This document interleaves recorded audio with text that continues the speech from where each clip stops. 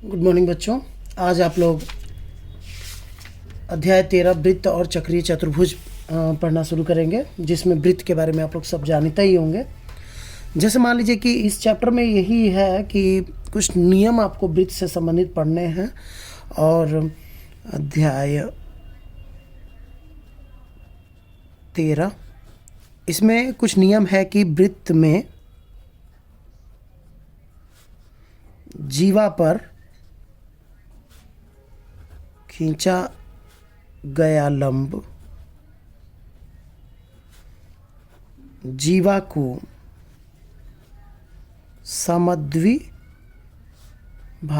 करता है। एक नियम तो ये है। इसका मतलब ये हुआ कि जैसे मान लीजिए ये कोई वृत्त है। अगर वृत्त में हम एक जीवा ये ले लें और ये इस वृत्त का केंद्र हो, इस जीवा का नाम मान लीजिए ए बी है, तो ओ से अगर इस जीवा पर एक लंब हम खींच दें, मतलब ये 90 अंश का कोण बनाती हुई यहाँ से एक रेखा खींच दें और ये नाम यम हो, तो ओ यम अगर इस ए बी पर लंब है तो ए से लेकर यम तक की दूरी और यम से लेकर बी तक की दूरी बराबर होगी। अर्थात यह जो ओ यम लंब था वह इस जीवा को दो बराबर भागों में बांट देगा। मतलब अगर ये 4 सेंटीमीटर है तो ये भी 4 का होगा। तो एक रूल तो ये है, ये दिमाग में आप लोग रखें। और दूसरा रूल ये इसी का उल्टा है कि जैसे मान लीजिए कि जीवा के मध्य बिंदु, इसी का ठीक उल्टा होगा। मध्य बिंदु से केंद्र को मिलाने वाली रेखा जीवा पर लंब होती है। जैसे मान लीजिए कि अगर ये कोई जीवा है और इस जीवा का ये यम है मध्य बिंदु और ये ओपी है, तो अगर मान लीजिए ये मान लीजिए ए है और ये बी है और इसका मध्य बिंदु एम है, अगर इसको केंद्र से मिला दिया जाए तो केंद्र से मिलाने पर यहाँ पर जो कोण बनेगा वो 90 का बनेगा। ये दिमाग में रखना है आपको। यानी अगर लंब रेखा खींचा जाएगा तो जीवा आधा आधा बढ़ जाएगी और अगर जीवा के आधे बिंदु को केंद्र से मिलाया जाएगा तो जो रेखा बनेगी वो इस जीवा पर ऑटोमेटिकली लंब होगी। यही इस चैप्टर में रूल है और उसको आपको एकदम अच्छे से याद कर लेना है। अगर ये समझ गए तो आगे का अभ्यास प्रश्न आपके लिए आसान होगा। तो जैसे मान लीजिए कि हम अभ्यास प्रश्न शुरू करते हैं। प्रश्नावली 13A। आप लोग इसको कॉपी में नहीं लिखेंगे, ये भी कॉपी में नहीं लिखेंगे, यहाँ से आप लोग कॉपी में लिखना शुरू करेंगे। पहला क्वेश्चन है, एक चित्र बना हुआ है ऐसे कुछ, जिसमें ए मध्य बिंदु एम बी और ये ओ हो गया। ठीक है, हमसे बोल रहे हैं पार्श्व चित्र में ओ वृत्त का केंद्र है। वृत्त की त्रिज्या 5 सेंटीमीटर है। अगर जीवा की लंबाई 6 सेंटीमीटर है और ओ एम जो है वो इस ए बी पर लंब है, तो ओ एम की लंबाई क्या होगी? तो आप लोग को क्या करना है, इस ओ को ए से मिला देना है। ठीक है, अब ये क्या हुआ, यहाँ लिखना है रचना और रचना लिखेंगे ओ ए खींचा।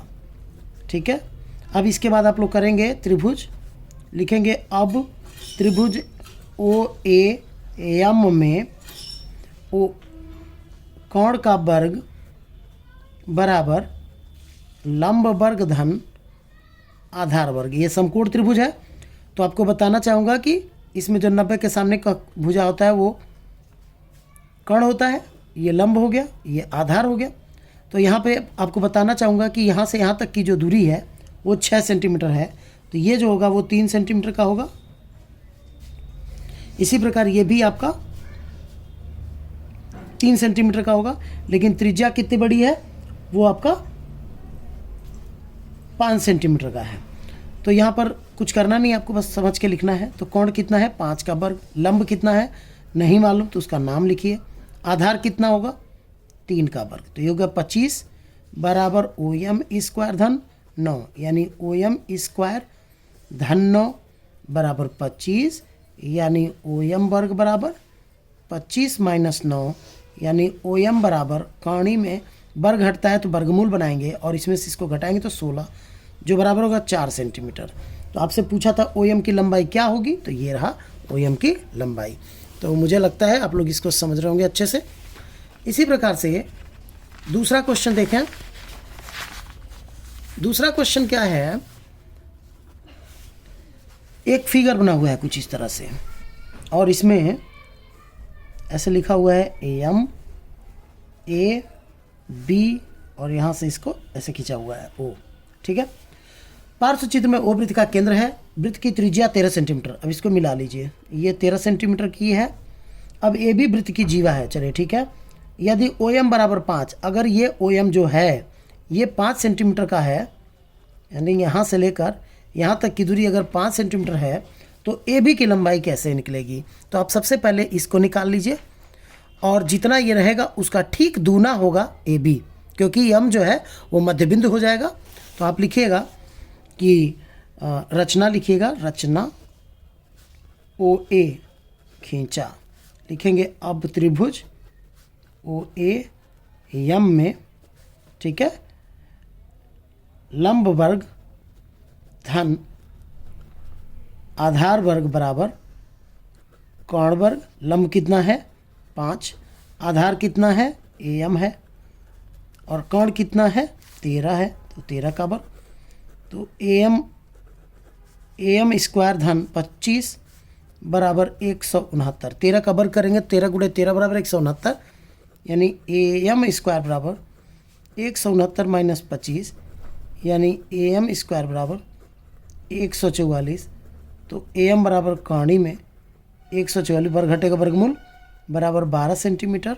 अगर ए एम 12 है तो बी एम भी 12 होगा, यानी पूरी जीवा जो ए बी है वो कैसे मालूम चलेगा? तो जीवा ए बी बराबर क्या कर देंगे, 12 गुणे 2, मैंने यहाँ से यहाँ तक अगर 12 है तो यहाँ से यहाँ तक दूना होगा, यानी 24 सेंटीमीटर। इस तरह से आप लोग इसको लगाएंगे।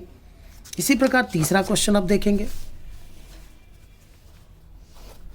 कह रहा है कि एक वृत्त में 10 सेंटीमीटर लंबी एक जीवा खींची गई है। चलिए एक वृत्त खींचते हैं, उसमें एक जीवा खींच लेते हैं, जो कि जिसका नाम मैंने ए बी रख लिया। ये 10 सेंटीमीटर की है। वृत्त की केंद्र से दूरी 12 सेंटीमीटर, यहाँ से लेकर यहाँ तक की दूरी जो है वो 12 सेंटीमीटर है। ये आपका केंद्र हो गया मान लीजिए। तो वृत्त की त्रिज्या, तो ये आपको बताना है ये वृत्त की त्रिज्या कितने की होगी। तो आप इसमें लिखिएगा लंब वर्ग धन आधार वर्ग बराबर कोण का वर्ग।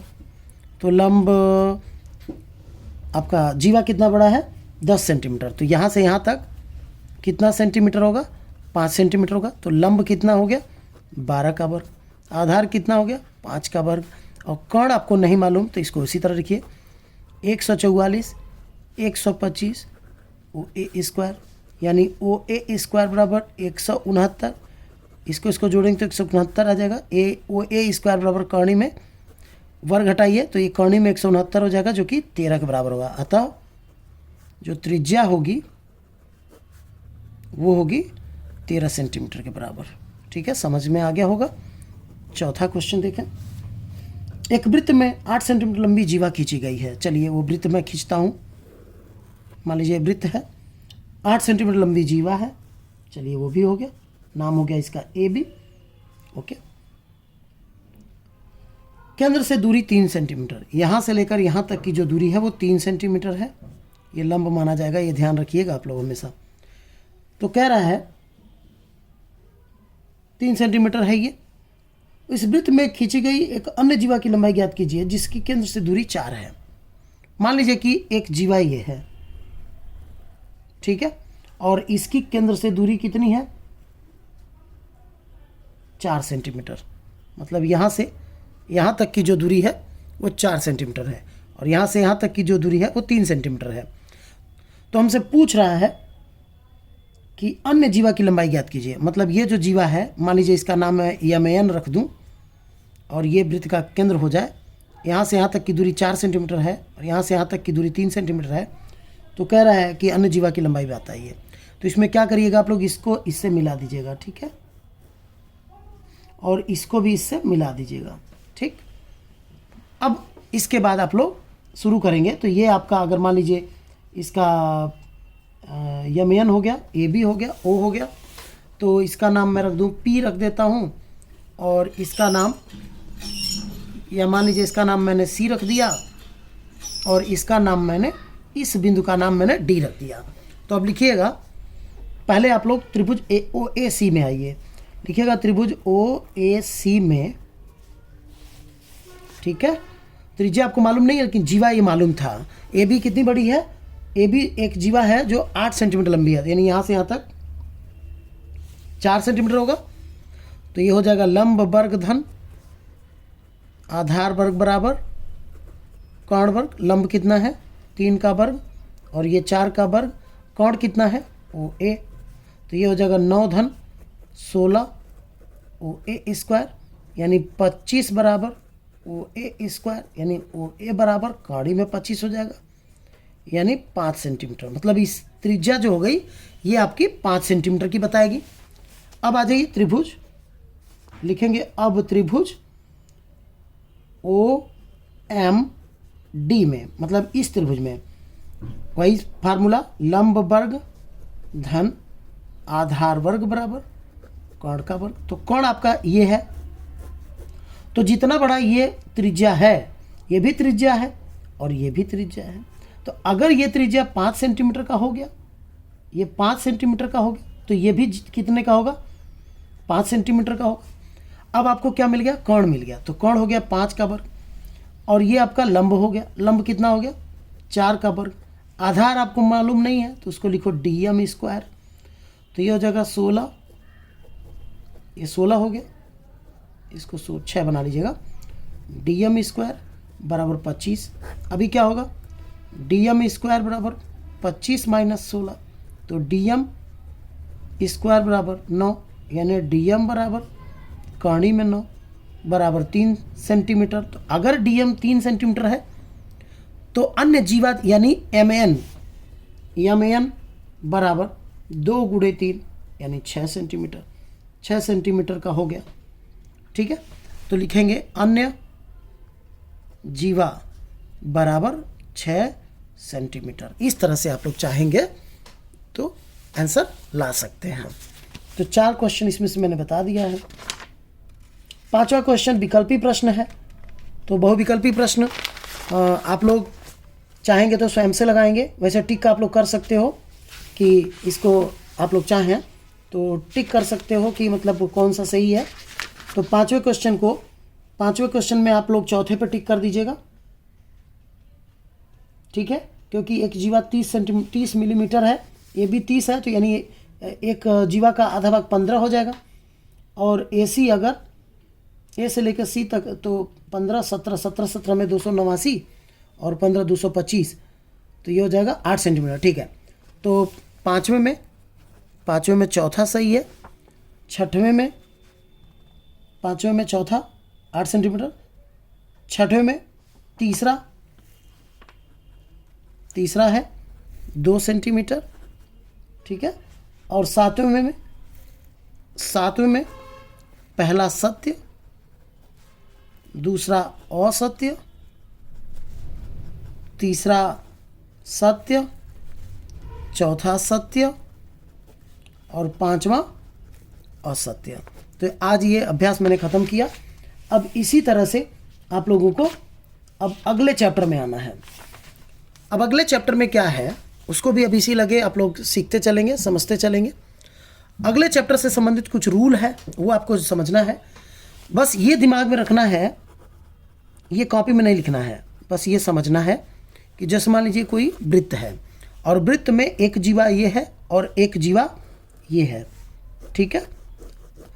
नियम है कि हर एक जीवा केंद्र पर कोण बनाती है, ठीक है। अगर इसको मैं इससे मिला दूं, इसको इससे मिला दूं, तो हर एक जीवा केंद्र पर एक कोण अंतरित करती है। तो नियम यह है कि अगर ये जीवा और ये जीवा आपस में बराबर है तो ये जो केंद्र पर कोण बनेगा, अंतरित होगा, वो दोनों भी आपस में बराबर होंगे। यही चैप्टर है आपका कि समान जीवाएं केंद्र पर समान कोण अंतरित करती हैं। इसी का ठीक उल्टा हो जाएगा कि यदि कोण समान है तो ये जीवाएं आपस में समान होंगी। बस इसी रूल को आपको समझ लेना है और अगला अभ्यास शुरू करना है। तो जैसे मान लीजिए कि आपको दिया हुआ है प्रश्नावली 13B, यहाँ से शुरू करता हूँ। प्रश्नावली 13B। पहला क्वेश्चन है कुछ इस तरह से, उसका फिगर बना हुआ है, एक ऐसे बना हुआ है, एक आपका ऐसे बना हुआ है और एक आपका ऐसे बना हुआ है। ठीक है, ये केंद्र हो गया, इससे इसको मिलाया गया, ये मिलाया गया, ये बनाया गया, ये बनाया गया, ये है और ये है। ठीक है, अगर ये कोण 65 का है, ठीक है, कोण नाम रखता हूं AOB, ये आपका PQ और ये आपका CD। आपसे पूछा है कि कोण POQ और COD कितने का होगा, इसके मान क्या होंगे। AOB बराबर दिया है 65, तो आप यहां पर सीधे सीधे नियम लिखिए, समान जीवाएं केंद्र पर समान कोण अंतरित करती हैं। अतः अगर ये AB और ये PQ और CD, शुरू में ही लिखा है कि AB, PQ और CD तीनों आपस में बराबर हैं, तो इनके द्वारा जो केंद्र पर अंतरित कोण होंगे वो भी बराबर होंगे, अर्थात कोण POQ बराबर भी 65 होगा और कोण COD मतलब ये कोण भी COD ये भी बराबर 65 होगा। पहला क्वेश्चन हल हो गया। दूसरे क्वेश्चन में आ जाइए। दूसरा क्वेश्चन है कि ऐसे एक चित्र बना हुआ है, थोड़ा सा ध्यान देंगे आप लोग। यहाँ पर O है, ऐसे करके बना हुआ है। ठीक है, आप लोग चित्र सही से बना लीजिएगा। ठीक है, A B और ये C और ये D। कह रहा है कि O वृत्त का केंद्र है, कोण AOB बराबर COD, मतलब AOB मतलब ये कोण और COD ये कोण, ये दोनों बराबर हैं। और अगर AB 2.5 है तो CD बराबर कितने का होगा। तो आपको मैंने अभी थोड़ी देर पहले बताया कि अगर जीवाएं बराबर हैं तो ये कोण बराबर होंगे, और अगर ये कोण बराबर हैं तो जीवाएं, संगत जीवाएं भी आपस में बराबर होंगी। तो आप यहाँ सीधे सीधे लिख दीजिएगा कि सीधे सीधे CD बराबर AB और ये AB बराबर 2.5, अतः CD बराबर 2.5 सेंटीमीटर। इस तरह से आप लोग इसको लगा देंगे। ठीक है, तीसरे क्वेश्चन में आ जाइए।